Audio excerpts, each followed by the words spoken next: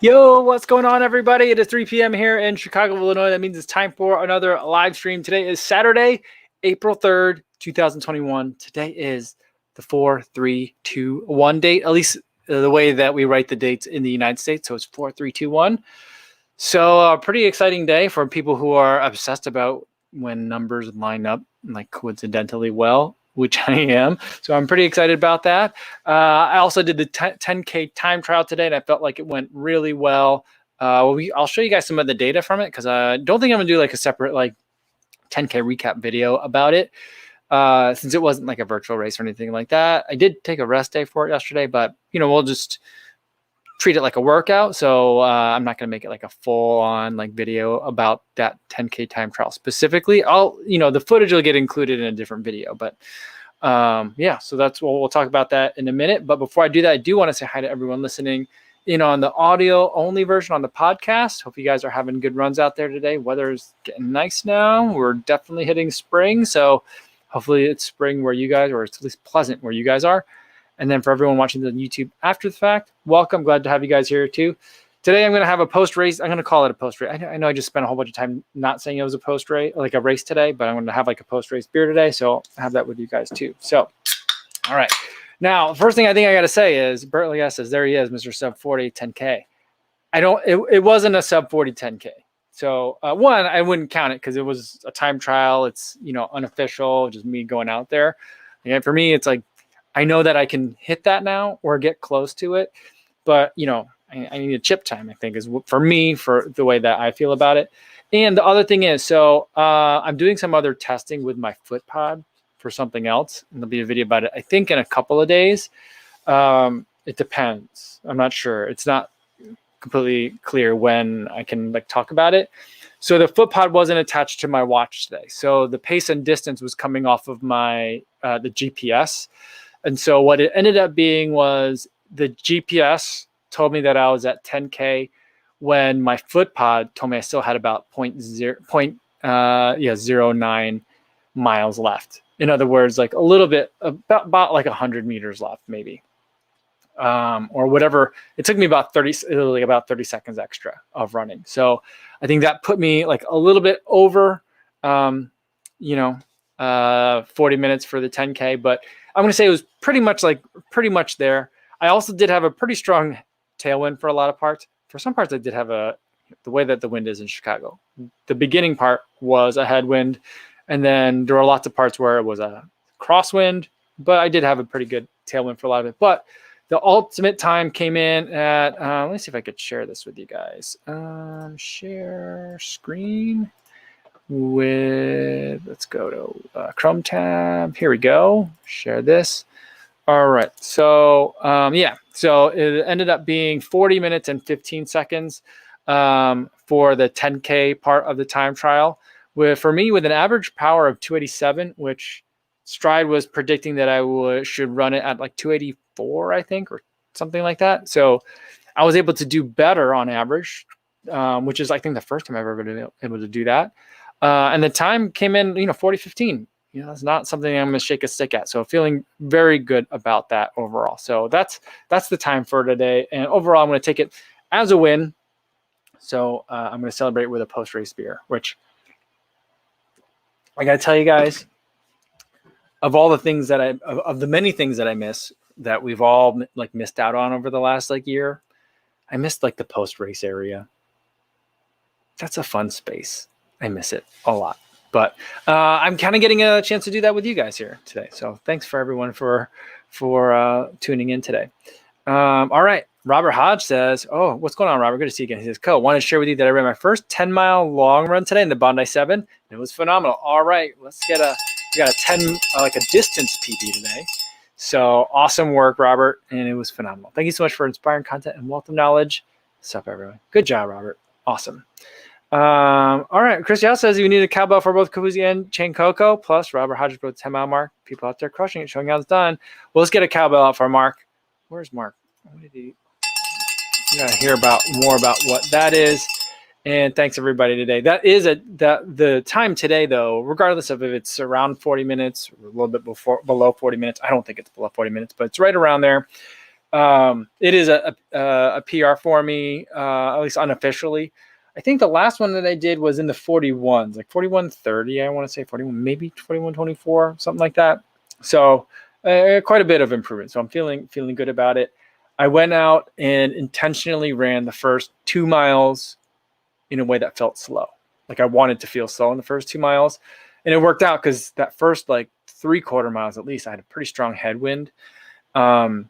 And then some tailwind, but a lot of crosswind in that first 2 miles. But I also did have some pretty strong tailwinds in that section too. So there's the winds are just whipping around. But the first 2 miles, I tried to run slow, and then I was like, okay, now's the time I can push. And I was like, no, I don't want to push. I'm good where I am. So then I did speed up like a little bit, kind of like in the 4 minutes per kilometer, like the 20-minute 5K pace. And then I held that until about like the 5th mile, and then like in that last like full mile, that's where I was just like, I don't know if I have enough left in me. I wish this race were done right now. I really want this to be a 5-mile race, not a 6.2-mile race. And I will say that like the mantras for today was head cut off, that one that I've been using. Like you don't need your mind to run fast. Your mind is just going to slow you down, so your legs know what to do and they can run. So I was just thinking head cut off a lot. But I was also thinking about bullet trains today, because I've been thinking about like making sure I'm on my toes, making sure I'm having good form even deep into a race or a time trial. And so I was thinking about the bullet train for some reason. So I was saying Shinkansen, which I think is how you say bullet train in Japanese, or one of the bullet trains in Japanese. So I kept saying like Shinkansen as I was running. Because the way I think about bullet trains is they're not like always like really, it's not like, making a Top Gear reference. It's not like power, right? When you think about a bullet train, it's maglev, and so it's just like smoothness and efficiency, and it's gliding. And so that's kind of like the thing that I wanted to think about today. So that kind of like helped me get through a lot of it. And I felt like, as much as I felt like I was hurting and I was pushing through it, I feel like if this were a thing where I could have seen like a finish, or like known that there was a finish coming, or had like a group to run with, I definitely think I could have picked up that 15 seconds. And it's a lot of time, 15 seconds over a 10K, but I think I could have picked it up. For me, I'm finding like the end of the races always like sneak up on me. And so I'm just like, oh, I could have done that differently. I could have maybe kicked a little bit differently, had I known. So like, not that I didn't know, because I'm like constantly looking at the watch, but like when you see like the chute coming down and you're ready for that finish, it just gives you a different kind of, it just triggers you a different way, and so that's something that I can't wait to have happen again. And today I ended up running into a friend, Mark, along the lakefront path today. So he was going on a long run, and I ran into him while I was doing my warm up. So it was good. I haven't talked to him in a long time, so it was good to see him. I haven't run with that guy. Not that we like ran. I mean, we talked for a little bit, so we chatted for a little bit, but like, but I haven't run with him and since 2019 Chicago, like right before the Chicago Marathon. We did like one of the last like long runs together. So it was good to see Mark. All right. Let's see who else is here. We got Philip Bourne is here. David Prabo. Good to see you guys. Lee Joyce Chung is here. Recycle on Wednesdays. And CP76 got vaccinated at a local Kroger's. The nice pharmacist allowed me to film it. Nice. Yeah. I mean, I'm definitely going to be like filming myself. And I want to take a selfie with the person, but I'll tell them, I won't share the picture, but I would like to have it for posterity. But the filming part of me getting the shot, I can film that in a way that only gets me. That's something that I definitely want to do. I mean, I'll be probably one of the last people to get it. So like, by then no one's going to really want to see that. So it probably will just be for me, but I'm excited for it. I can't wait. I don't have an appointment yet. We'll see. All right. Anna says, hi, Kofuzi and everybody. Nice work on the 10K. A 3 times 15-minute dry try in the shed for him tonight. And after a nice day, nice work. That shed, I'm quite envious of the shed. And it's just like, I think a lot of people would probably call that, a nice little pain cave that you got like going out and in there. But I feel like it's a fun house. There's all sorts of toys. You can run, you can row, you can get on a bike. There's screens everywhere. It just seems like a fun place. I'm quite envious. Bernard Dre's here, and we got Bert Leguess is here as well. Good to see you, Bert. And Leona Wong is here, says, happy Saturday, all. Hope everyone is doing just swell. I'm having a good day. After the run, my girls and I, we went to the park for a little bit, and it was warmer than we were expecting, so that was nice. And then after that, we hung out on our, there's like a rooftop area for our building, a common area, so we were hanging out up there, and it was just nice. It's been a nice day. It's still very windy, but I think, I keep saying that, but I think after today, I think the winds are going to calm down for a little bit once like spring moves in. But then they said that Monday's supposed to be real windy too, so who knows. But I think the girls might be picking up not picking up, but I think they might be getting some kites tomorrow. Tomorrow's not supposed to be windy at all. But then if it's windy Monday, maybe I'll take them out to fly their kites. So there we go. All right. My mouse just died. It didn't die. There it is. Philip Bourne says, there's a travel agency over here that soon will organize travels from Germany to the Moscow airport to get vaccinated there in the transit area. I just saw an article. I didn't know if it was real or not. That was saying that like some countries are like, hey, if you travel here, we'll vaccinate you. So it's like a travel incentive, like a tourism incentive. I'm like, it's not a bad. I mean, it's not a great idea, but I like the ingenuity there. Sue Ann says, hi, everybody. And Luis says, what's going on? What's going on, you guys? Good to see everybody. And Ronald Dre says, cowbells for so many today. Yeah, it's a good day. It's a good day. JC says, hey, everybody. So many shoe companies don't seem to want my money. Out of stock is my new favorite model. Yeah. I'm not sure if there's still like leftover kind of like distribution issues, or if they're just like not sure. They weren't sure what demand was going to be like for a lot of shoes coming out of like the pandemic. Not that we're out of it, but like we're starting to emerge, and the weather's getting nicer, so people are getting out there and running. So yeah, it's been interesting. I was looking at something today. I was looking at running. I was looking at Instagram, and Running Warehouse had a picture of a guy running in the New Balance version 2s. And my friend Tyler, chimp named Enid, was like, hey, Kofuzi, is this you? Because it was an Asian dude with a man bun. And you couldn't see the face. So they're like, is this Kofuzi? And I was like, no, it's not me. It kind of, I mean, I have a feeling that guy's a much better looking guy than I am. And I think he looks taller than I do, but it's not me. It's very flattering for you to say so. But then someone else in the comments said that the New Balance Rebel version 2 is not coming out till May. Or they're not like shipping till May, at least not from Running Warehouse. So I haven't tried to get that shoe yet, but I was going to try and order that this weekend, thinking that I might be able to get it soon. I mean, I feel like if it's not going to be available to ship till May, they should wait to ship it when the Pegasus comes out in June. I think that's what they should do at this point, just to try and take some of the heat out of it. I feel like if the New Balance Rebel 2 is as good as people are saying it is, not that I've tried not to read too much, but it's hard to like not pick up kind of like gist of stuff here and there. I really think that it could not, it's not going to like, take a ton of, it's not going to take the total amount of sales away from it, but I feel like a lot of people that might normally get a Pegasus might pick that up. I'm interested in that shoe a lot. Leona said, did I miss Mike's 10K time trial? Must have. Congrats. No, it was just this morning. It was just a couple hours ago. Yeah, very recent, but yeah. Martha says she went for her first longer run in ages outside. Test drive for the glycerins, approximately 9 miles. How was it?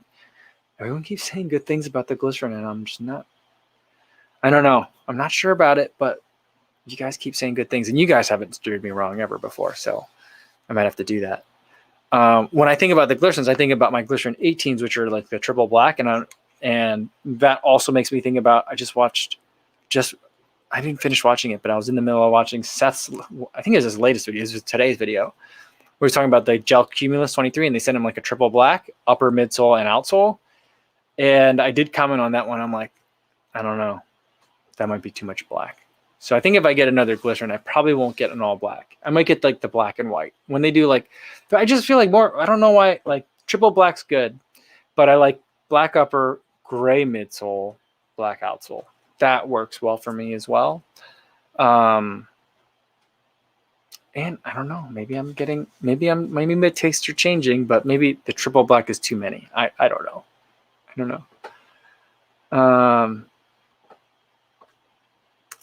All right. Martha asked how the 10K try and track. I'm behind you guys. I'm 17 minutes behind you guys. Sorry about that. All right. I'm gonna speed up. Jensen Gui said he just got the Rebel version 2. So like maybe it's other countries, or I don't know where you are, Jensen. Or maybe if I get it from a different retailer, I can get it sooner. Maybe if I buy directly from New Balance. Capture Tech is here from Scotland. Says hope all is well. Thanks. Welcome, Capture Tech. Good to see you. Matty Max, I took the Beacon 3s out for tempo today and 100 miles in. I still don't know what I think about the shoe. You don't? See, the tempo, you know what? You know what's really weird? One day I ran in the Beacon 3s, and it took me, I think I went out for like maybe an 8-mile run, and it took me 6 miles to realize I wasn't running in the Ultra Boost 21, which doesn't say a lot. It says a lot for the Ultra Boost 21, but doesn't say a lot for the Beacon 3. And I was like, is the Beacon 3 that's in the Beacon 2? But I think maybe it is. But what I'm getting from it is that the Ultra Boost 21 does not have nearly enough cushion in the forefoot. Because when I think about the Beacon, I think about a shoe that is a tempo day shoe or an easy day, can be a daily trainer, but also has the ability to go quick. I like it more for like tempo days. I kind of equate it to almost like I think it's like it goes toe to toe with Kinvara. And it's for those people that want a little bit more of a firmer foam or like a more closer to the ground feeling. So I think that people that like the Reebok, like the Energy Float Ride 3 or the Energy Float Ride 2 or the Float Ride Grow are going to be real big Beacon 3 fans, or people that like the Kinvaras are going to like the Beacon 3s. I think if you don't like those other shoes, then you probably won't like the Beacon 3. But it's interesting that after 100 miles, you don't know. But, that just might be, maybe your tastes are changing, Maddie. And so that's what it is. Maybe that's why it's hard to like nail down what you think about it. But he does say it's an incredible walking shoe at Disney. Is it? I think I feel like that's like, that should definitely be something that maybe the hype beasts should need to cover, but maybe they're too cool to talk about what's a good shoe for Disney World, or like a day on your feet with your family kind of thing. Cause like, I love Epic Reacts, but they're not great on your feet all day. I just feel like the React foam's too firm a little bit. Boost is great. But if the Beacon 3 is good, then maybe I might have to bring that the next time I go down there. Tony Romello says, sadly, I had to return the Clifton 7s. Oh, turn my Clifton 7s into everyday swag shoes. They're just so bulky for me to run in. After 80 miles, they've been retired. Oh, interesting, Tony. What are you going to be running in instead? Because I see, like, if you like the Clifton, but they're a little too bulky, that's where I feel like a lot of people are turning to the Mach 4. But, they might not be different enough for you if you really didn't like the Cliftons. Then I would say maybe the Rincon is an answer for you.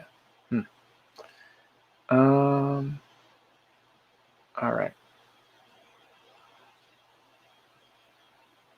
Let's see what else we got here. Mang is 9900 says, my Clifton 7 is 60 miles. Still feels good. All right. There you go. I haven't had a Clifton in a while. Yeah, but I think those normally come out around June. So I'm not too far off now. Chris Yao says, thank goodness for this live stream because neither Arsenal nor Liverpool can get a goal. Come on, right? Well, I'm glad I can kind of fill the time. I was listening on my cool down today. I was listening to the interview with Kerry Tollefson and Des Linden, and they were talking about commentating. And neither of them love doing play-by-play commentating. They love like the analyst role of the commentating. And it was interesting because I don't normally think too much about that when I'm listening to sports. I know like one person, I know that's how it usually goes. One person is like the pro that had a ton of experience, and the other one is the one that just kind of like narrates what's happening, at least in like baseball, football, and basketball. But I hadn't really thought too much about it in the running space. But I don't know why you're mentioning the Arsenal and Liverpool game or match made me think of that for some reason. But that was an interesting conversation because I feel like those two connected in a way that I feel like enabled more frank conversation in a way that I don't think I normally get from either of them. Like I remember like the first time I realized who Carrie Tollefson really was at the Atlanta Marathon Trials, because she was announced, she was on the PA, not like on the TV feed, but like in person. And where I was at the finish line, I was like caddy corner from her. I was like really close to seeing her. So I got to hear her for like a good 45 minutes straight. And then I realized, oh, this is a person whose voice I've heard many times before. And then I've been listening to her podcast, and sometimes I love it, and sometimes I'm just like, it's okay. And then Des, sometimes I feel like she's got like guard up a lot of times in certain interviews. And I feel like for a lot of times when people like see that, they interpret it as, oh, she's just so chill. And I do think she's chill, or like she's just so relatable. She's like a normal person. But I feel like there's something there's like a not comfortableness to it. Not that she's uncomfortable, but it's not like, I don't feel like it's Des. Maybe I'm reading too much into it. But I felt like in this conversation, I felt like those two were talking to each other, and I was just listening, and I thought that was pretty cool. So you guys should check that out. It's on the Kofuzi Run podcast. Jensen Gui says the Rebel version 2 blue and light blue colorway for men seems to be only available in Japan. Interesting. Now I've seen from Ben Johnson's Instagram that there's going to be 6 different colorways in total. I don't know which ones will be available for launch in the US, but I don't think I'm going to get the black one. The black one looks a little bit boring. I think I'm going to get there's like an orange one. I think that's the one that I'm going to get. This is the one that I always have a hard time saying. Fantaflis Dopke says the Rebel 2 is available in Belgium in 3 different colors. Nice. More than wants to know, why isn't it just commenting, not commentating? That's a good point. That's a very good point. Shoodown wants to know, Mike and Kofuzi's, do you run 5K races in your marathon racing shoes? For me, I think under normal circumstances, I probably would, but I also end up testing a lot of shoes that, like, when I'm like, oh, 5K race, I'm going to get the shoe that I know that I can't run a marathon in. And so that's when I might reach for something like the Skechers Performance Speed Elite, or I might reach for like a Zoom Streak, which used to be the Nike Marathon shoe, but that was before Vaporfly. And so other shoes like that, maybe like the Adazero Pro, I might run, or the Meta Racer. Those are the shoes that I might reach for a 5K if you have them. But if you don't have them, then I'd probably run in like an Adios Pro. I don't know. I mean, was it the Ingebrigtsens that ran? They ran 5K. They like set record. Like they set, I don't know what country they're from. Whatever country they're from. I thought they set the country record for road 5K in Alpha Flies, and everyone's like, see, you can run fast in these. So like, yeah, you can certainly do it. I wouldn't worry about getting a separate 5K racing shoe if you're normally running like half marathons and marathons. If you normally run 5Ks, if that's your race, then I would get something specific.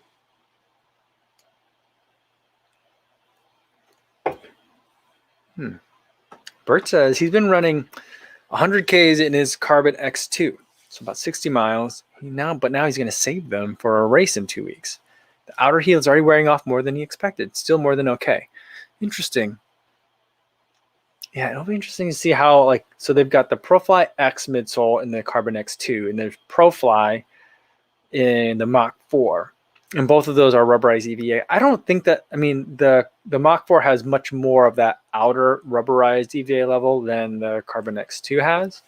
But it'll be interesting to see as I start to put more miles in it. Now that the 10K time trial is done, now I'm not that I'm done running 5K time trials or 10K time trials or anything like that, but now I get to run more mileage again, which I've been really looking forward to. And so I'll be able to put more miles in both of those shoes. And it'll be interesting to see how the wear and tear goes. On the videos that I made about those shoes, especially the Mach 4, there's been a very strong reaction in the comments about the durability of this shoe. And so, yeah, I'll have to see. But thanks for letting me know to look out for that in the heel for the X2. Dominic Smirnowski says, Kofuzi, the Novelast were a bit too unstable for me. Is there any hope in trying the Invincible for an easy day shoe? I would say I would try it, but if the Novelast were too unstable, I would probably see if you can get them on at a running store and hop on the treadmill for a little bit to see if you like it or not. I do think that the Invincible doesn't squish as much as the Nova Blast do. That FF Blast foam, I feel like, is one of the squishier foams that I've felt. The only shoe that I've ever felt I feel like is squishier than the Nova Blast is the Freedom 3. The Saucony Freedom. That shoe, because it has the Power Run midsole foam in it, but it has it in a thinner configuration. And so I felt like that shoe was just all over the place. Super wobbly. And I don't think, because it's the Freedom, I don't think they put any sort of stabilizing elements in it. I just felt like, I don't know, maybe they need a torsion bar somewhere in there or something like that, but that shoe felt super wobbly on me. I think that the Invincible is something that you can try, but I would rather if you could try it on first and run it. Jamie's here. What's going on, Jamie? He says, hey, thanks for commenting on the comeback video. Great to hear from you and catch you on a live stream. Well, good to see you here, Jamie. Jamie, I don't know if you guys are following Jamie Stewart on YouTube, but he's been making some great videos. He's back and he took a little bit of time off, but good to see you back, Jamie. I'm glad to see you back. So hopefully you can get back into some running and we can see some more of the area where you live, because I was enjoying the videos. Jamie has a shirt that says just DEEE it.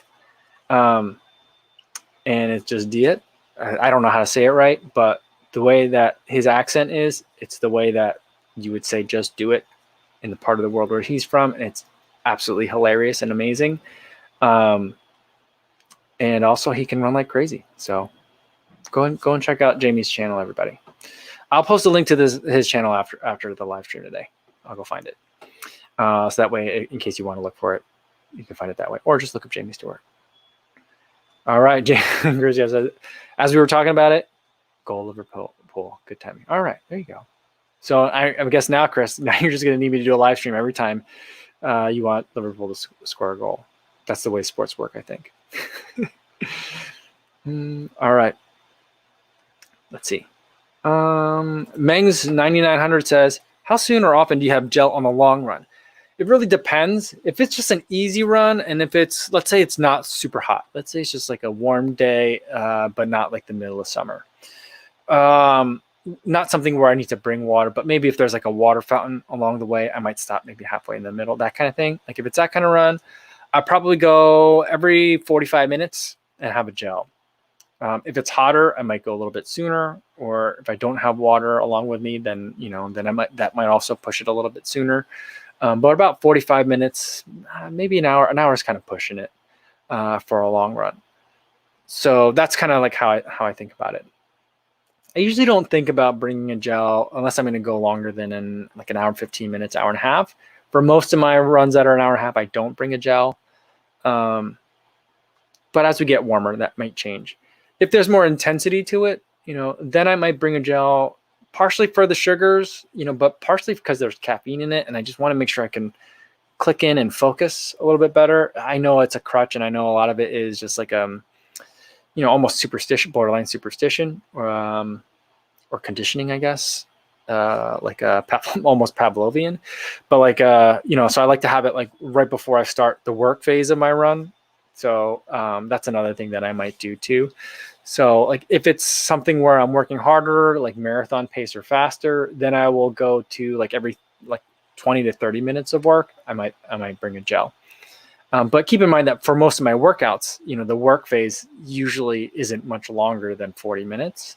So then I don't, it's not like I'm like constantly guzzling down gels during the work phase. I usually have one before, maybe one in the middle if it's a little bit on the slower side. And then maybe I'll have one at the end if there's going to be a really, really long, like if I'm like 5 miles or 6 miles away from home where I finish my run, that kind of thing. So that's kind of usually how I break it down. John James says, just hopped on. Can't wait to buy the Saucony Axon later this month. Will you be getting it? You know what? I wasn't going to. But Believe in the Run just posted about it, and they got a pair in black. It's black upper with white with white midsole, and it looks really nice. It looks like a Kinvara, like plus, like a plush Kinvara, and I'm like, okay, well, I'm about to order a Kinvara 12. I'm probably going to order one over the weekend, and then I'm like, well, I don't know if is the Axon out. See, I don't know. That's the thing about if you follow like Believe in the Run and Jamie too closely, then you're like, oh, I'm gonna go buy this shoe now, and you're like, oh wait, it's not available for another 3 months. So that's always a little bit frustrating for me. But I don't know. Maybe we'll see. I'm leaning towards no, but maybe what I'll do is do like $100 shoe review kind of thing, and try to grab like 3 or 4 different $100 shoes from a variety of brands, and like kind of like not do a budget battle, because I don't want to say $100 is budget, because $100 is a lot to pay for shoes, but maybe. But I'm not sure. I'm not sure. But I do like that black one a lot.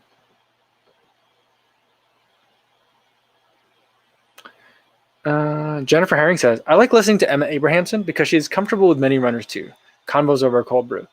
You know what I like about, I don't listen to every Emma Abrahamson podcast, but I like to like kind of pick and choose.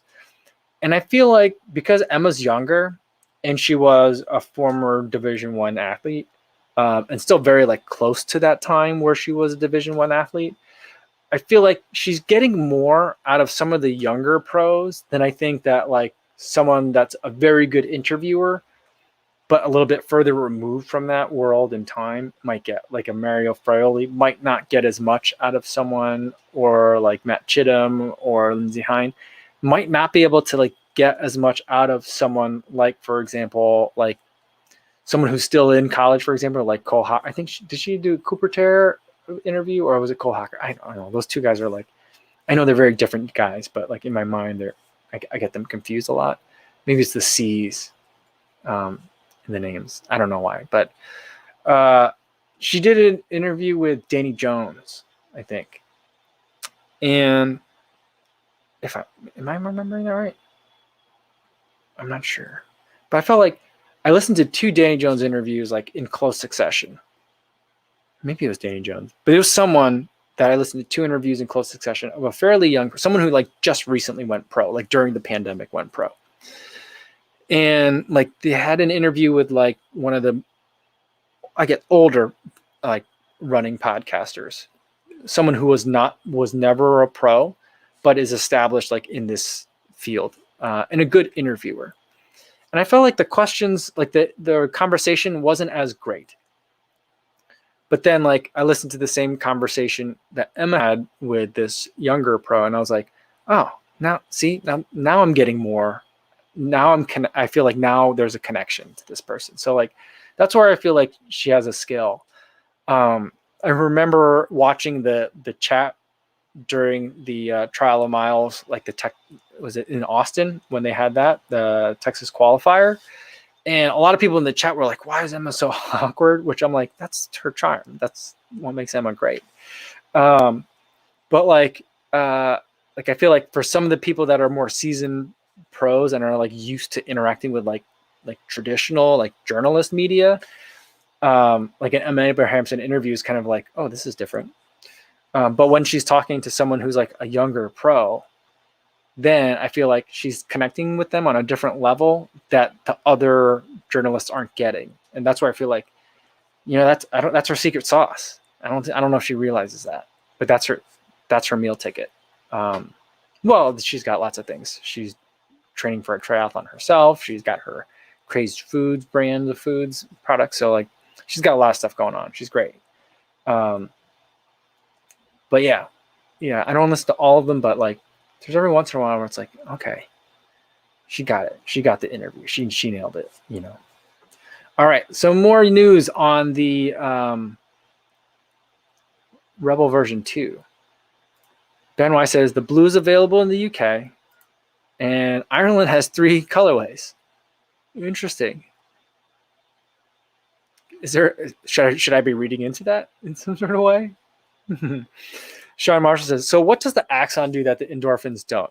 So I think that it's like a sibling. One way to look at a very like I think a very cynical way to look at it is like it's a knockdown version of the endorphin shift. So the endorphin shift, I don't remember how much it cost. Was it like 130 or something like that? The Axon cost $100. But the enticing features about the Axon to me is that the endorphin shift, do you remember that huge heel cup it had in the back? It was so big that it extended deep into the foam. Like that thing doesn't exist on the Axon. So it just looks like there's like a lot of like the cushion of the shift that I'm assuming that rolling motion that the shift had as well. It's just like a just really smooth, like smooth turnover gait cycle type of shoe. But without all the extra like armor and all the other just stuff that was on the endorphin shift that to me made it feel like, man, they just it was like it was like the Homer Simpson car. It had like a little bit of everything. The tongue was strangely padded.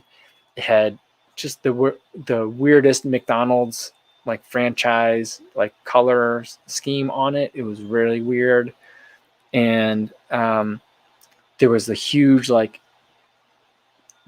dense piece of rubber in like the arch of the shoe, and I think the Axon still carries some semblance of that too, like a remnant of it. But I don't know. I think there's more to the story than it's just a cheaper endorphin shift. I think that I have a feeling there's gonna be more to it. Maybe we'll see.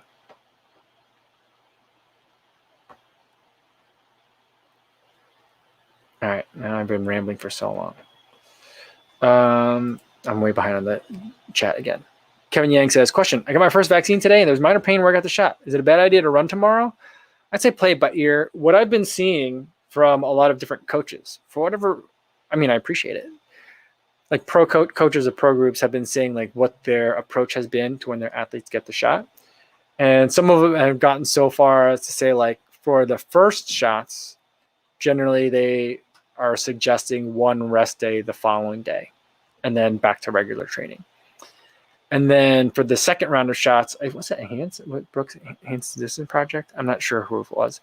Then they say for the second shot, 2 easy days, and then back to regular workouts. So they're just, the concept was the body doesn't care about miles. The body cares about stress and strain. And so like when you get a vaccine, that's strain, like a workout. So like you could not that you could skip a day, but like let your body do what it needs to do.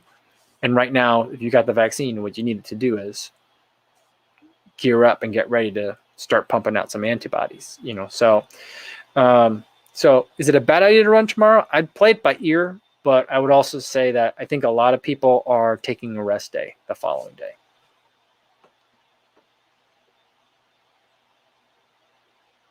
But I haven't had one yet, so I can't tell you. I can't wait to tell you guys about what my experience is. But yeah. All right, Derek Fitzpatrick said that the Ingebrigtsens are from Norway. Is that right? Are they Norwegian?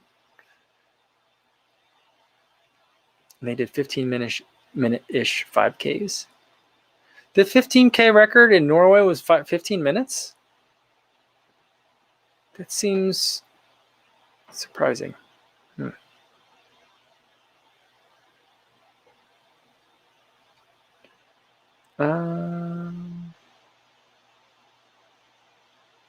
Mighty Max says, funny you mentioned the Reebok Energy earlier. I love it. Maybe it's just too similar to the Beacon. Excited for Energy 3.0 review. Yeah, okay. I'm surprised. Well, I don't know. We'll see. I got it here. It's in the house. I'll probably get to it not tomorrow, but tomorrow's Sunday. So I'll probably get to it Monday.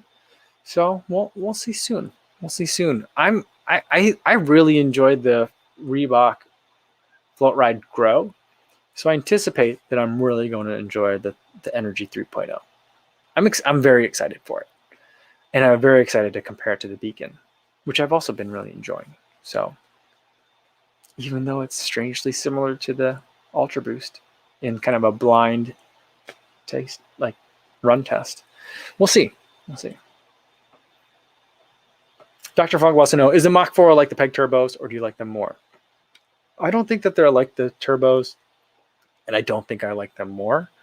I'm trying to think of what it's like. I feel like if it feels like if I could redesign a Clifton and make it not look like a Clifton, which would piss off all like the Clifton like diehards, which is why you have to keep making the Clifton look like a Clifton. But if I could like redesign the Clifton and make it in a silhouette that I liked, I would end up with something that looked and felt like the Mach 4. And it would be a little bit of a, not faster shoe necessarily, but it would enjoy going at a little bit faster paces a little bit more. I'm not saying you can't go quick in the Clifton, but like I feel like it loves being at easy pace. The Mach 4, I think, loves being at a little bit faster than easy pace. So it's a little bit of a different shoe. But with the turbos, it was good at easy. It was good at long. But I feel like it was great at going quick. So like that's where I feel like, that's where it wanted to be. And so, and I love that about it. It was a great shoe. I miss that shoe. I hope it comes back next year. But I don't know if we'll get it. I don't think we're going to get it. So, I mean, but the Mach 4 is good. It's just a different shoe, I think. Sean Marshall is just coming up with all these words that I definitely use a lot, but are kind of like made up and not great words. Invaluable, irregardless. One of my favorites is disincentivize. That's a good one, I think. I had a professor in law school who every time I used disincentivize, he'd be like, "That's not a real word." I'm like, "Well, then how do you? What word do you use when something does the opposite of incentivize behavior from a policy perspective?" When we're talking about that, like, he's like, things create deterrence.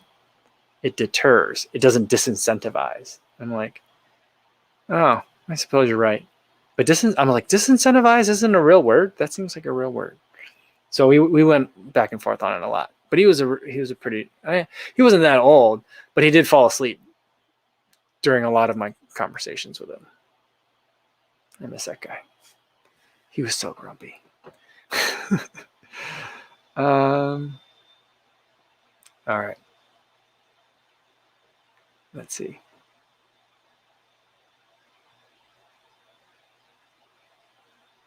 Sean Marshall said he loved the freedom. I wanted to love the freedom, but I don't think it totally agreed with me. Martha says, from her experience, she's had both Pfizer shots 1 and 2.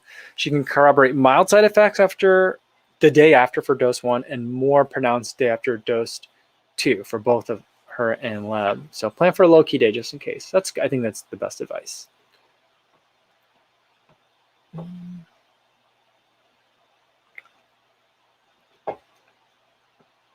Keeper says, fell asleep, all arguments moot. Yeah. Well, here's the thing. The guy was a constitutional scholar. So he could fall asleep, and then when he woke up, he would still be able to argue around me in circles. So a brilliant curmudgeon of a man. All right. Martha says, Mike, I'm still torn between two opposite shoes for a 5K in Denver on the 11th. The Takumi-sen or the Next Percent. You really love the Takumi-sen, though, Martha. So I think you should go with that. And for a 5K, I totally think that's the shoe for it. I feel like a Next Percent, there's many other opportunities that you can get to use it probably in a race situation. So like I would say go with the Takumi-sen. That's my gut feeling on it, even though I don't really know as much about the Takumi-sen. But yeah. CV76 says sleeping attorney equals ineffective assistance of counsel. Well, he was just he was a professor. I don't think he had any actual clients. So like he was just like we would ask him to like be a judge for us when we were practicing for moot court arguments, and he would just follow. I'd be like, delivering my argument as to why the Second Amendment does or doesn't apply to a certain situation, and he would just be sleeping. He would just sleep. I was only talking for like 15 minutes, but he would just be out. And then he would like wake up at the end. I'd be like in mid-sentence, and I'd just keep going. You got to keep going. You can't let him know that I know. You know what I mean? So it's pretty funny. Pretty funny. All right. Diego Magalhaes says, Diogo Magalhaes says, Diogo Magalhaes. I hope I said that right, Diego. Sorry about that. Says, guys, when I tried the Peg 37, my toe would stick a bit, even one size over normal. Does it get better over time? We'll have an issue running the 5K, 10K dailies. Yeah, I might go up another size if it's not working for you. It's not going to get better. It's not going to stretch that much. I mean, it will a little bit, but no. I think that if it's not feeling good right away, on that one, I would, if you still have time to return it in exchange for another one, I would try a different one. All right. Christian says, "No way is that beer still cold." It's chilly enough, I guess, but it's been 47 minutes, so I've been sipping on it, I guess. So, yeah, it's cold enough. I mean, it's a tasty beer. It's good. I enjoy it. All right, let's do a couple more, and then I gotta go in for a day. All right, Sadiq Gura says, "Hi, I'm a beginner with running, and I have been running now for 3 to 4 months. I like it. The only thing is shin splints, and then I get sore in my legs. What are your top tips for beginner running?" My top tip is to focus on creating habits, not so much on mileage, number of days running per week, or how fast you're running, any of that stuff.